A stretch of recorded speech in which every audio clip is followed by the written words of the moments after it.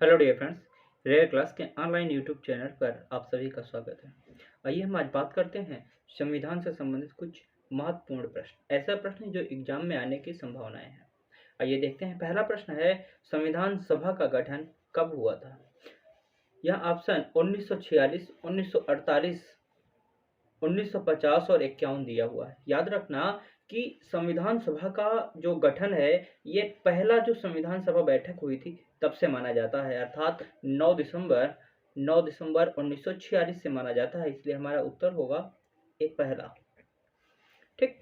दिसंबर 1948 को 1948 अगर हम जुलाई की बात करें कि जुलाई 1948 को तो जो संविधान सभा बनकर तैयार हुआ था उसकी जो प्रति थी वो लोगों या जनता के समक्ष प्रस्तुत की गई थी। वहीं हम नवंबर 1950 की बात करें तो 26 नवंबर को क्या किया गया था? संविधान सभा को पूर्ण रूप से लागू कर दिया गया था। ठीक है। अब बात करते हैं दिसंबर 1951 को। 1951 में इलेक्शन के लिए जो संविधान सभा, जिस प्रकार से संविधान सभा का गठन किया गया था, लोगों से के मध्य से एक एक प्रतिनिधि ला करके उस हिसाब से लोकसभा और राज्यसभा इनके लिए इलेक्शन की व्यवस्थाएं प्रारंभ कर दी गई थी। तो इसका सही उत्तर है दिसंबर 1946। अगला प्रश्न है, भारत के संविधान सभा का प्रथम अधिवेशन कब शुरू हुआ था? यहाँ पर प्रथम अधिवेशन की बात की जा रही है। याद रखना, प्रथम अधिवेशन जो संविधान सभा की प्रथम बैठक थी उसी को प्रथम अधिवेशन बोला जाता है। जैसा कि आप लोग जानते होंगे कि संविधान सभा की जो प्रथम बैठक थी 9 दिसंबर 1946 को हुई थी। हमने पिछला जो आपको प्रश्न बताया था कि संविधान सभा का गठन कब हुआ था, संविधान सभा का गठन कब हुआ था, ये वही चीज है 9 दिसंबर 1946। यही चीज वहां पर दिखा रहा है, यहाँ पर बता रहा है कि संविधान सभा के प्रथम अधिवेशन कब शुरू हुआ था। यहाँ प्रथम अधिवेशन शुरू करने की बात कर रहा है, तो उत्तर हमारा 9 दिसंबर 1946 को होगा। 13 दिसंबर 1946 को ये डेट, यहाँ पर तृतीय बैठक प्रारंभ हुई थी, तृतीय बैठक शुरुआत हुई थी या तृतीय बैठक हुई थी। ठीक है। अब बात करते हैं, अगला प्रश्न की तरफ चलते हैं। हमारा आज का अगला प्रश्न है, संविधान सभा की प्रथम बैठक की अध्यक्षता किसने की थी? यहाँ पर अध्यक्षता की बात कर रहा है और साथ में कह रहा है कि प्रथम जो बैठक हुई थी अर्थात 9 दिसंबर 1946 को जो पहली बैठक हुई थी, या कह सकते हैं कि संविधान सभा या संविधान बनने की प्रक्रिया की जो पहली शुरुआत थी उसकी जो अध्यक्षता क्या था, किसने किया था? हमने आपको जब क्लास बताया था, याद रहे, ये वो प्रश्न हम लेके आए हैं जो हम आपको क्लास में बता चुके हैं। ठीक है। तो यहाँ पर कह रहा है कि प्रथम बैठक, उसकी अध्यक्षता की बात कर रहा है। ठीक। और 9 दिसंबर 1946 को जब बैठक बुलाई गई थी तो वरिष्ठता के आधार पर सदस्य को चुना गया था, क्योंकि तत्काल में चुना जाना था। ऐसे में ये अंदाजा नहीं लगाया जा पा रहा था कि किस व्यक्ति को किया जाए, तो सब लोगों ने मिल करके वरिष्ठता को आधार बनाया कि वरिष्ठ जो व्यक्ति हो उसे चुन लिया जाए। तो उसमें सबसे जो वरिष्ठ थे, विद्वान भी थे और सबसे बुजुर्ग भी थे, वो थे डॉक्टर सच्चिदानंद सिन्हा। डॉक्टर सच्चिदानंद सिन्हा को एक नज़र वरिष्ठता पर भी देख लेते हैं कि हमने बताया कि जो सबसे बुजुर्ग व्यक्ति थे, यहाँ पर सबसे बुजुर्ग डॉक्टर सच्चिदानंद सिन्हा थे। इनके जन्म की बात करें तो इनका जन्म 1871 को हुआ था और इनकी मृत्यु 1950 में हुई थी।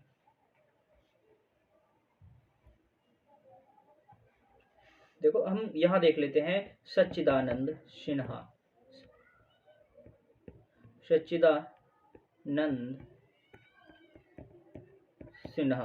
इनका जब जन्म की बात करते हैं तो इनका जन्म देखते हैं कि 10 नवंबर 1971, और इनकी मृत्यु की अगर बात करें तो 6 मार्च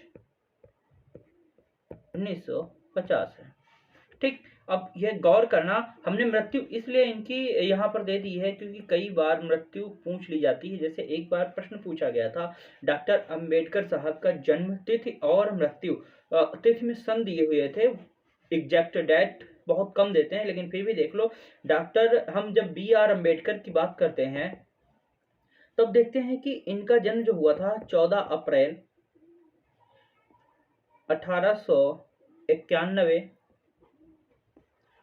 1971 के, सॉरी ये 1871 है, ठीक है, 1871 से 1850 है। बी आर अम्बेडकर 14 अप्रैल 1891 से 28 फरवरी 1963 तक है।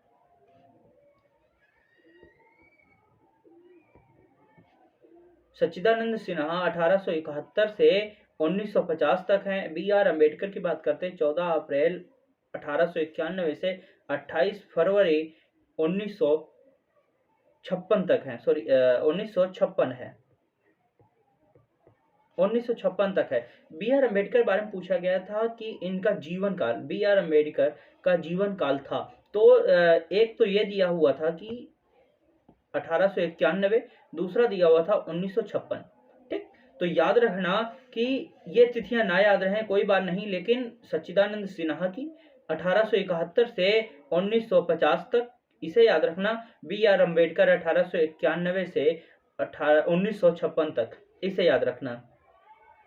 अगला था कि अगला जो है डॉक्टर राजेंद्र प्रसाद, इनके जन्म को जब हम देखते हैं राजेंद्र प्रसाद जी के, तो देखते हैं कि 1884 में इनका जन्म हुआ था और इनकी मृत्यु 1963 में हुई थी। वहीं जब हम मौलाना अबुल कलाम आजाद की बात करते हैं तो उनका जन्म 1888 में हुआ था और उनकी मृत्यु 1858 को हो गई थी, अर्थात अंबेडकर जी के 2 साल बाद इनकी मृत्यु हो गई थी। अब एक चीज गेस करो, ठीक है, अंबेडकर जी का जन्म जो हुआ था वो 3 साल बाद हुआ था, ठीक है। कलाम जी की जन्म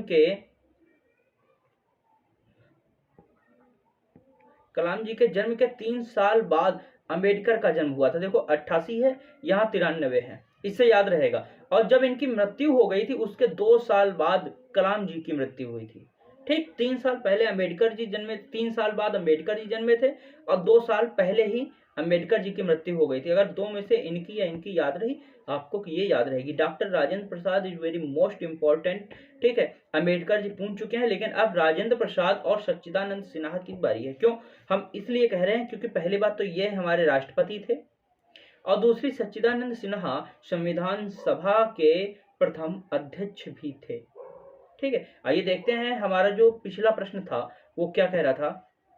हाँ, यहाँ पर प्रश्न कह रहा है कि संविधान सभा की प्रथम बैठक की अध्यक्षता किसने की। मैंने कहा कि वरिष्ठता के आधार पर। अभी हमने देखा कि सबसे कम किसकी उम्र है, सबसे अधिक, सबसे पहले किसने जन्म लिया था, तो 1871 में डॉक्टर सच्चिदानंद सिन्हा ने जन्म लिया था। डॉक्टर सच्चिदानंद सिन्हा ने 1871 में जन्म लिया था। तो इस आधार पर हम देख सकते हैं कि कोई भी इनसे बड़ा नहीं है, अर्थात सबसे वरिष्ठतम व्यक्तियों में कौन है, डॉक्टर सच्चिदानंद सिन्हा हैं। इसीलिए डॉक्टर सच्चिदानंद सिन्हा को प्रथम बैठक की अध्यक्षता में अध्यक्ष के रूप में चुना गया था, ठीक है।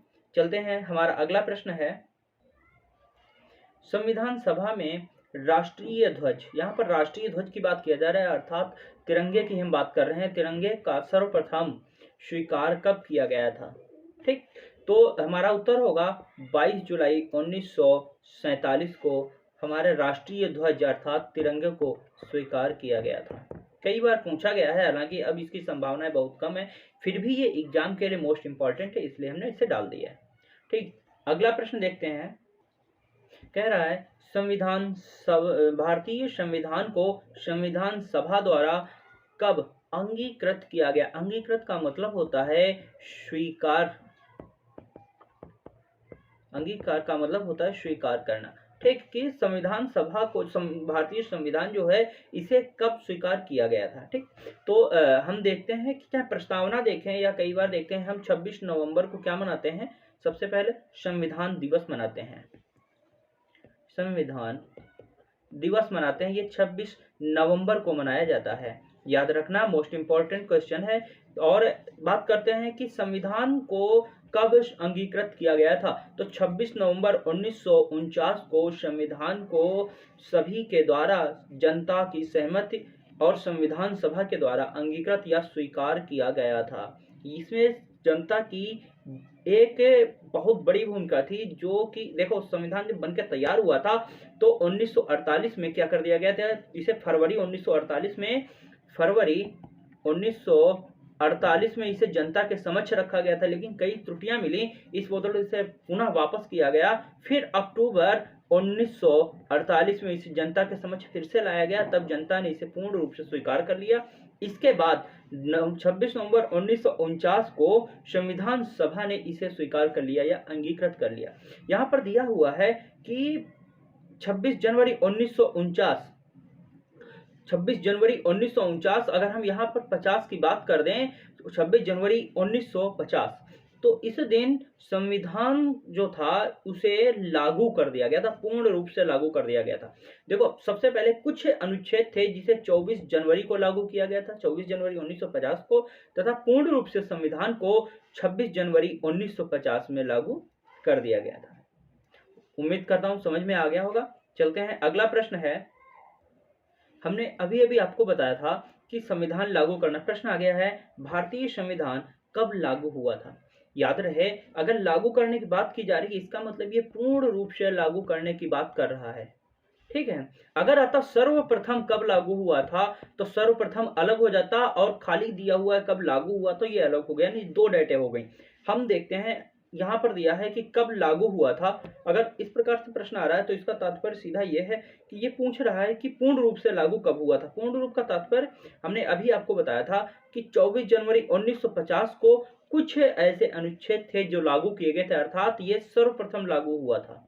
वहीं जब हम पूर्ण रूप की बात करते हैं तो 26 जनवरी 1950 है जिस दिन संविधान को पूर्ण रूप से लागू कर दिया गया था, अर्थात इस प्रश्न का उत्तर होगा 26 जनवरी 1950। ठीक, अब अगला प्रश्न कह रहा है, भारतीय संविधान को अपनाया गया था। यहाँ पर अपनाया गया की बात कर रहा है, ना कि किसी भी तिथि की बात कर रहा है। यहाँ पर बात कर रहा है कि किसके द्वारा अपनाया गया था। जब हम ये देखते हैं, यहाँ प्रश्न है संविधान अपनाया गया था, देखो यहाँ पर ऑप्शन दिया हुआ है, संवैधानिक सभा द्वारा, ब्रिटिश संसद द्वारा, गवर्नर जनरल द्वारा, भारतीय कांग्रेस द्वारा। कई बार बच्चे क्या करते हैं, कंफ्यूज होकर इसे उत्तर लगा देते हैं। जी नहीं, ये आपका उत्तर गलत है। कांग्रेस को अधिकार नहीं था कि संविधान सभा को अपना सके। हाँ, कांग्रेस को यह अधिकार था कि संविधान सभा में जो है संशोधन कर सके, क्योंकि उस समय जो भारतीय कांग्रेस थी इसे संसद के तौर पर देखा जाता था, इसलिए इससे संबंधित जो समस्याएं थी उनमें समाधान करने के लिए अपनी सहमति दे सकती थी। ठीक, अब बात करते हैं कि फिर अपनाया किसके द्वारा गया था। भाई, संविधान को बनाने के लिए एक संविधान सभा बनाई गई थी जिसे हम संवैधानिक सभा कहते हैं, इसलिए हमारा उत्तर होगा संवैधानिक सभा। अर्थात जो संविधान, भारतीय संविधान है, इसे संवैधानिक सभा द्वारा अपनाया गया था। कब अपनाया गया था, हमने पिछला बता दिया है, 26 नवंबर 1949 को, और इसी वजह से 26 नवंबर को संविधान दिवस मनाया जाता है। याद रहेगा। चलते हैं, अगला प्रश्न है भारतीय संविधान सभा की स्थापना की गई थी। ये स्थापना की बात कर रहा है।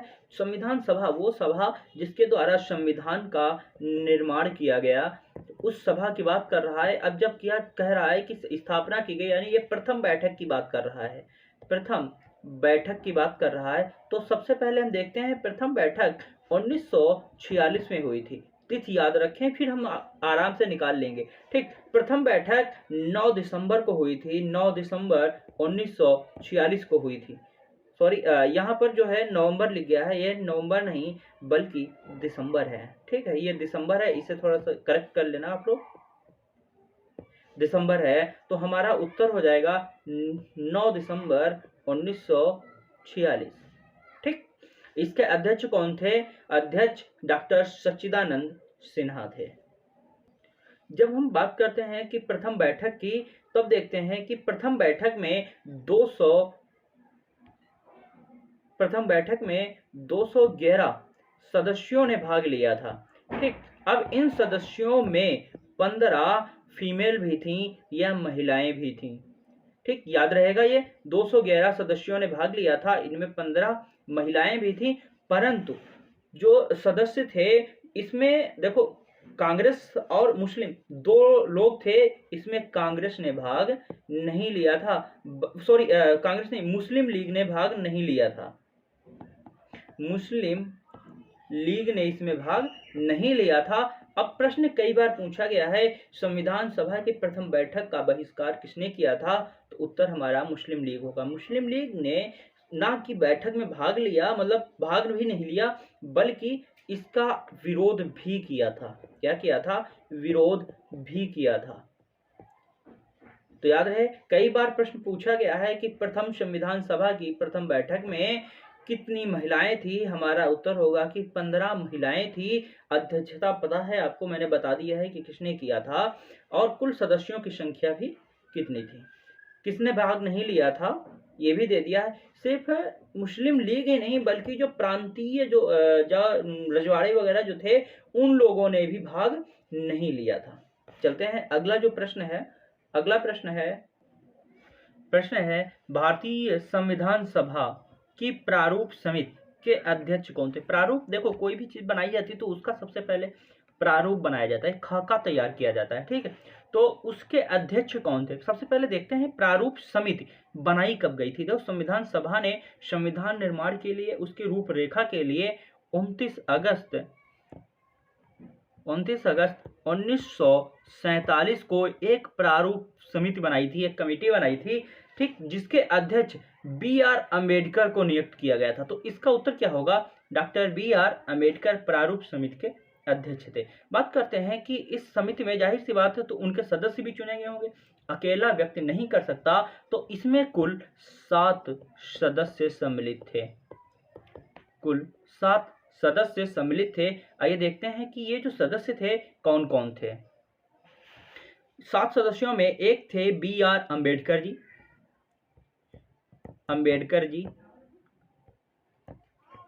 दूसरे थे एन. गोपाल स्वामी अयंगर, तीसरे थे अल्लारी कृष्ण स्वामी अय्यर, तो कृष्णा स्वामी अय्यर, और चौथे थे कन्हैया लाल मणिकलाल मुंशी। तो केवल कन्हैया डाल लो, आप इसे पहचान जाएंगे, कन्हैया लाल मणिकलाल मुंशी। पांचवें थे एन. माधव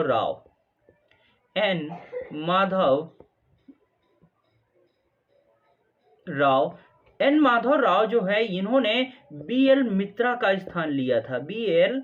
मित्रा का स्थान इन्होंने लिया था। बी.एल. मित्रा समझ लो किसी कारण वजह से अचानक बीमार हो गए थे, जिस बदौलत इनका स्थान एन. माधव राव ने लिया था। अगले थे मोहम्मद सादुल्ला।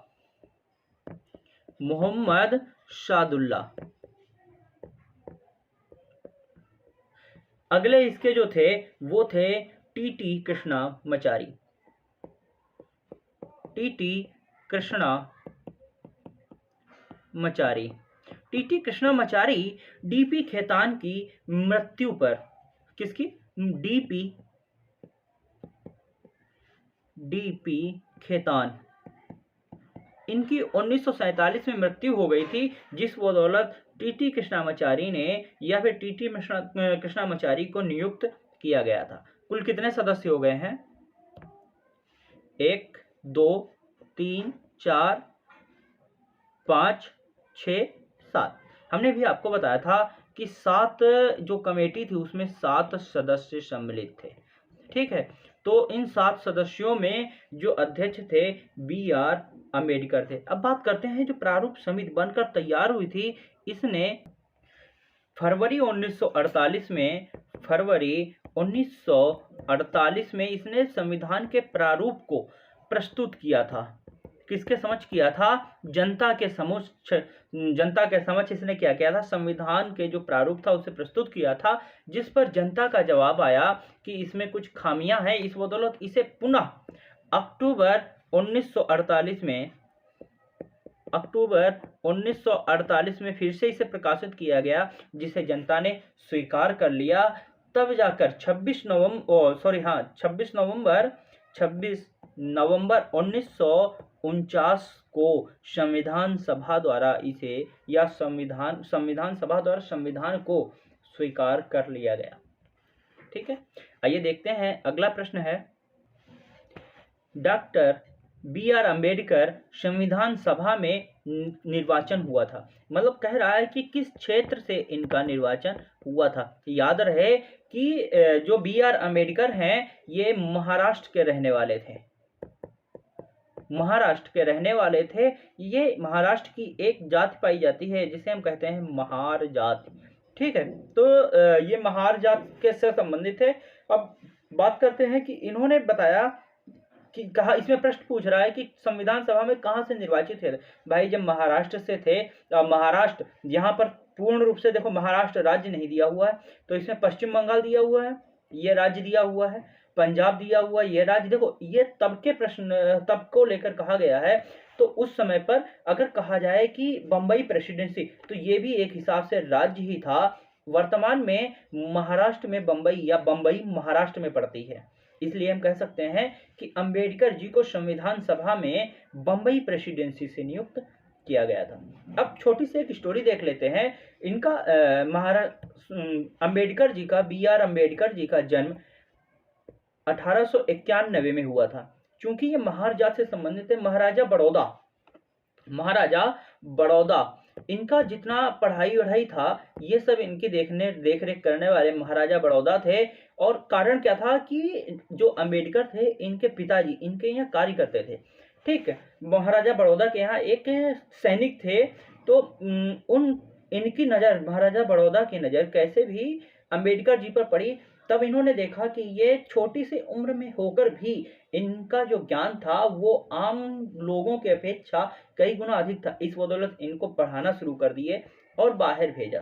ठीक है, लेकिन जब ये पढ़कर भी भारत वापस आए तब इन्होंने देखा कि आर्टिकल 17, ठीक इसमें दिया हुआ है कि छुआछूत वाला जो होता है सिस्टम उसे दूर करना। तो जब ये पढ़कर आए इन्होंने देखा कि छुआछूत चालू है, कि ये नीची कास्ट है, ये ऊंची कास्ट है, हम इनसे बात नहीं करेंगे, इनसे बात नहीं करेंगे, ये मेरे दरवाजे आ जाए उसके बाद धुलो।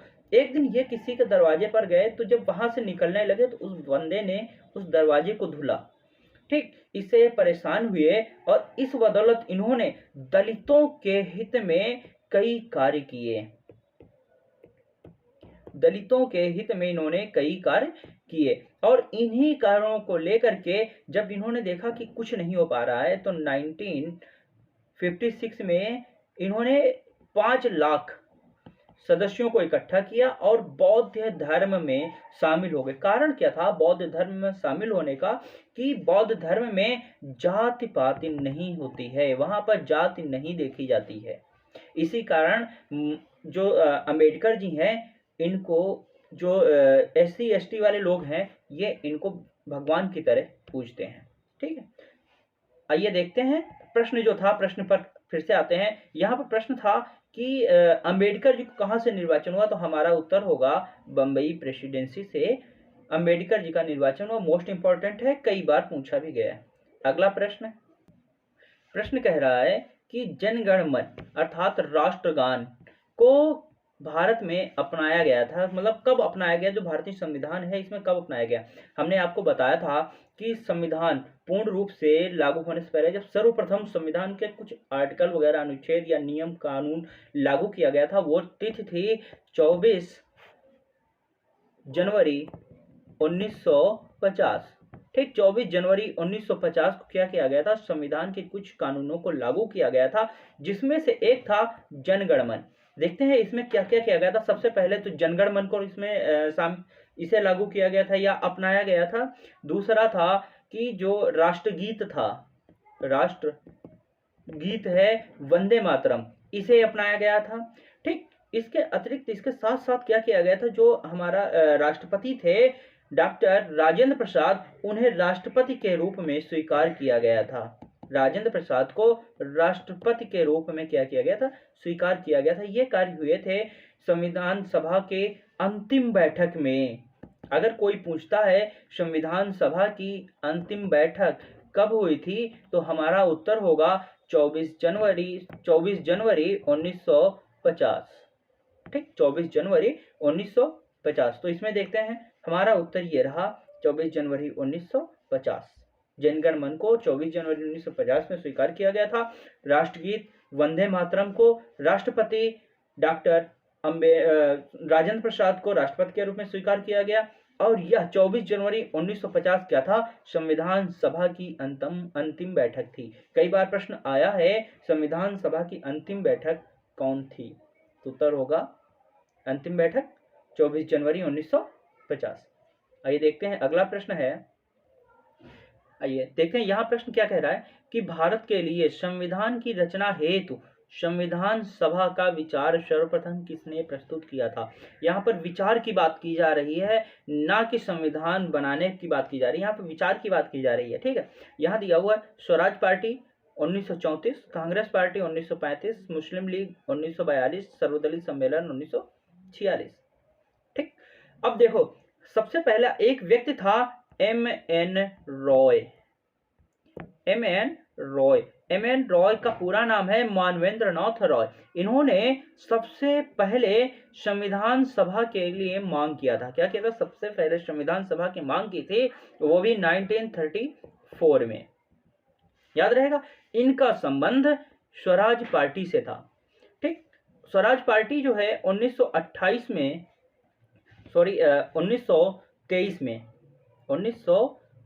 में 1 जनवरी 1923 में इसकी स्थापना की गई थी। इसकी स्थापना करने वाले थे देशबंधु चित्तरंजन दास। देशबंधु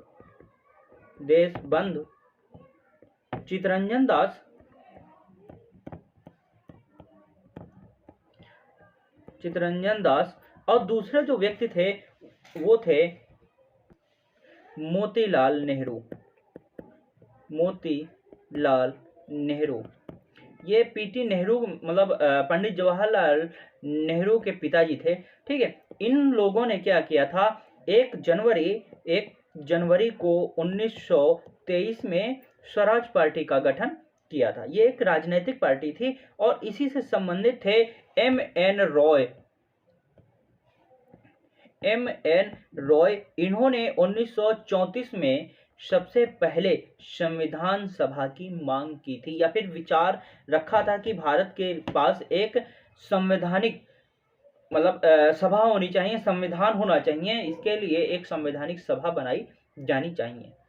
अब देखते हैं अगला प्रश्न है, भारतीय संविधान के निर्माण के समय संवैधानिक सलाहकार कौन थे? याद हो, हमने बताया था कि संविधान निर्माण के समय, यानी ये पहली बैठक की बात कर रहा है, 9 दिसंबर 1946 की ये बात कर रहा है। जब बैठक हुई थी तब सर B.N. राव को संविधान सभा का संवैधानिक सलाहकार नियुक्त किया गया था। ठीक है, B.N. राव को संविधान का संवैधानिक सलाहकार नियुक्त किया गया था, इसलिए हमारा उत्तर भी होगा सर B.N. राव। अगला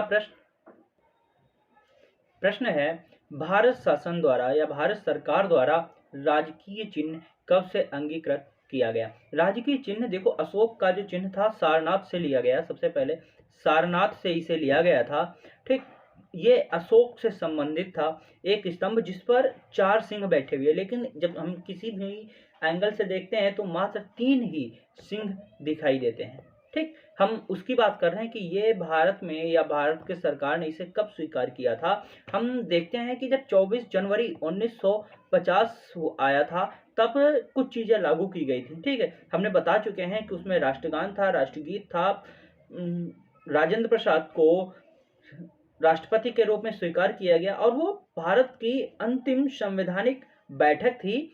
ठीक है, 24 जनवरी, लेकिन राजकीय चिन्ह को स्वीकार नहीं किया गया था। उसके बाद मैंने बताया कि जब 26 जनवरी 1950 को संपूर्ण जब संविधान लागू कर दिया गया था, उसी दिन राजकीय चिन्ह को भारत सरकार ने अंगीकृत किया था। याद रहेगा, 26 जनवरी 1950 को। आइए देखते हैं अगला प्रश्न है, निम्नलिखित में से किस अधिनियम के अंतर्गत भारतीय विधान परिषद को बजट पर बहस करने की शक्ति प्राप्त हुई थी? यहाँ पर कह रहा है भारतीय विधान परिषद। अब आप हर चीज भूल जाइए, सिर्फ एक चीज याद रखिए कि भारतीयों को बजट पर बहस करने का अधिकार या इसकी शक्ति कब प्राप्त हुई थी कि ये अपना मत रख सकें या विचार प्रस्तुत कर सकें। ऐसा कब हुआ था?